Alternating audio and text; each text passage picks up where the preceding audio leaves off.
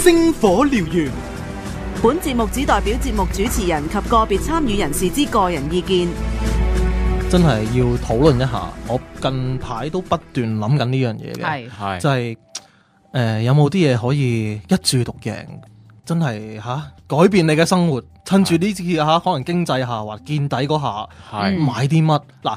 點解咁諗咧？近排即係都睇啦，即係好多報章啊咁樣啦，咁其中睇咗一篇咧，就阿孫柏文個 friend 啊李兆富啊，咁咧。咁佢就分享翻佢07年嗰時做啲乜，即係大家可以聽下啦。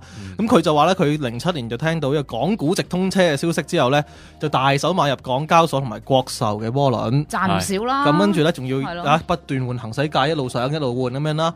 10個禮拜，即係直到阿溫總咧話沒啦，什麼都沒啦，咁咧賺咗9倍、10倍。哇！咁佢就話自己個咧就係個 trade of the century， 佢自己嘅世紀交易。OK，咁我就諗啦，又快又準。OK 啦，我哋咪成日話，唉，如果翻海嘯價或者翻沙士價，咁就好啦。而家都海嘯加沙士價。咁但係你依家睇翻轉頭，等埋我先。你依家睇翻轉頭好容易咧，我嗰陣時買未得咯。但係你依家喺依家呢個情況之下，咁我想問大家會聽到啲乜嘢，或者見到啲乜嘢，你就會咁得係啦，係以下啦，我就入啦。好，講得好，呢個真係。馬麗娜先啦，我先嗱，我覺得咧就而家個情緒咧，市場上咧散戶就幾低落啦。咁又話即係美國又麻麻地啦，又話等緊咧 QE3 有冇啦，歐洲啦又唔知佢搞成點啦。咁我覺得呢啲係出邊嘅事嚟㗎，我哋好難去 control 㗎。咁唯一嘅咧，我令到散戶咧係即係可以叮一聲咧願意入市咧，我會覺得咧就係背靠我哋嘅祖國，阿爺去出啲咩招啦？你都貫徹你一貫嘅睇法啦，繼續。係啦，冇錯。咁我會覺得咧，有啲咩係令到散戶咧可以一次過想一注獨贏或者贏多啲嘅咧？咁我會覺得講緊嗰啲贏多啲咧，係以倍數計㗎，唔係講緊嗰10%啊，50%都少。錯啦，呢啲我今次為大家最好要10倍。嗱，應該咁樣問咗先。係假設真係你把握咗一個時機，俾你賺10倍。你估其實最後賺幾多錢咧？即係嗱，好多人嗱，你話我瞓身啊咁嗰啲1萬咁樣嗰啲叫瞓身噶嘛？咁你10倍你都改變唔到生活噶，改變唔到噶。我講緊係改變噶要。係啊，即係得唔得先？但係你嗰陣時你就信用卡開定晒，搞掂晒啲 cash，credit line 搞掂晒，一嘢就入噶啦嘛。係啊。一嘢入完再繼續入噶，係咯，入完再入，冇停啊！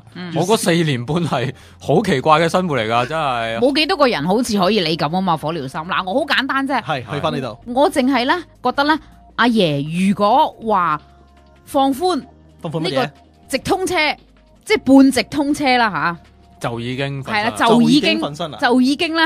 已經係啲情緒咧，已經可以翻咗嚟噶啦。唔覺喎，係咯，喂，呢個假設啫，呢個假設啫，呢個假設啫。嗱，我要表明嘅，即係我哋唔係討論阿爺應唔應該去直通車，或者應唔應該放水，唔係講呢樣嘢。係如果真係呢樣嘢發生，你就會去。係啦。喂，咁但係依家都有啲所謂嘅咩港股 ETF 啊，開始有少少，但係你見完全冇反應。嗰時7·1送大禮，佢做得未夠狠啊！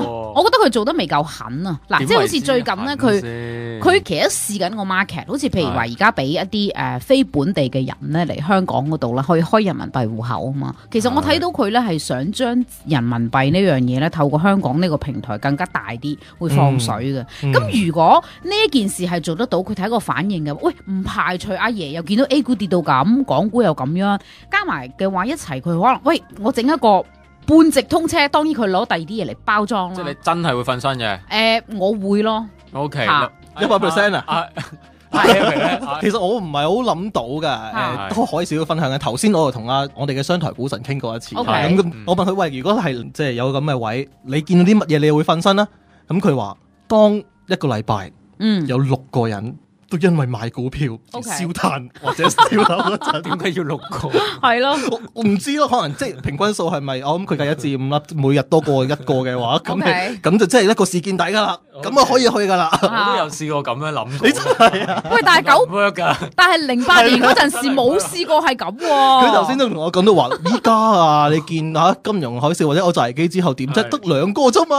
係咯。我試過啊，我試過上頭版啊，成啊啲我試過唔得。唔得，真係唔得，千祈唔好啊！真係。我自己咧，如果我咁諗咧，喂，嗰次係跌穿咗萬八億人跳樓，跟住跌咗萬燒炭，黐黐頭髮，跟住冇事，一路都一跌到萬一，好似好衰咁。我哋咁樣講，我知。唔係，不如咁講翻先 ，Eric， 你點樣？即係我自己睇嘅話，我睇歐洲央行。OK，即係你話美國如果推 QE3，佢係唔係會再好似之前 QE1啊或者 QE2咁升得咁勁？我覺得真係未必嘅。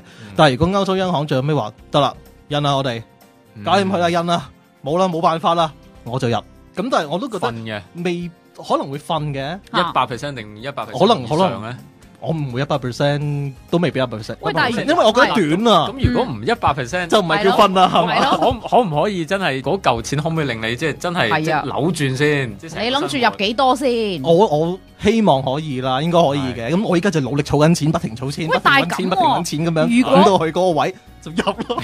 喂，如果歐央行嗱，佢之前咧真係要做呢件事，佢之前已經放咗有啲風啦，個市個炒到冚冚聲，咁你仲入啦？總之佢嘅世紀吹嘅第一個引爆點就係呢個啦。嗱，我自己就好簡單嘅，其實我諗大家都諗到巴菲特啊嘛，我都估到你啊！巴菲特增持比亞迪就入啦，未必比亞迪，即係總之巴菲特喺香港買股票，只要喺香港買股票，乜嘢股票都好，咁我就會咧所有物業一次過放晒佢，再加埋如果係比亞迪，咁我唔使買比亞迪啦，係啊，如果唔係比亞迪，我放埋比亞迪，然之後再抵押再成，全部屎忽都愛埋，一定會呢啲真係分身，呢啲就係火燎心咯嚟噶。OK，即係嗰種嚟，係標到埋，一定所有嘢係啊！講真嘅，真係講真，咁先瞓晒耶咁嗰啲噶嘛，即係嗰下咧。我自己都做咗啲準備嘅，講開又講，即係我自己都本身都借定啲錢翻嚟等喺度嘅，而家都係等緊啦，有儲有借，跟住。總之等個機會，呢個應該。喂，咁你心目中如果真係㗎，歐央行真係印銀紙啦，你買咩先？不過係啊，都提翻，就算歐央行印銀紙，係咪真係會救到個經濟咧？我自己覺得就真係未必嘅，只不過你啲資產價格就會上。我大把水。我唔同啦，巴菲特買得咧就好明顯咧，嗰隻股票咧係見底㗎。OK， 喂，但係見底，喂，但係咁，你嗰啲咩經濟點乜鬼嘢唔使理嘅，會升噶啦。喂，但係巴菲特睇親嗰啲都好幾年啊，10年8年嘅喎，你等咁耐啊？我俾10年你追唔追到嗰幾百%回報啊？大佬都未必有啊！就算你如果再做埋槓桿，可能講緊成過1000%、幾千%嘅回報，10年好勁啦！我嗰陣時除翻雲啦，我每個月賺緊幾十萬噶，點追唔到嗱？坦白講，點追唔到就係，你俾多次機會我都追唔到。OK，所以唔好理10年。好，咁買咩咧？即係如果巴菲特買股票啦，OK啦。即係佢冇嘅就係巴菲特入咩我就入噶啦咁啊。佢買農地你冇得跟啊！佢買 iPhone 我買 iPhone，佢炒 iPhone 我即刻炒。喂，如果巴菲特沽晒你又跟晒佢沽噶咯喎？沽 OK，當然啦，唔好呃自己啊，大佬！你面對現實，佢沽你梗係走啦。OK，星火燎原。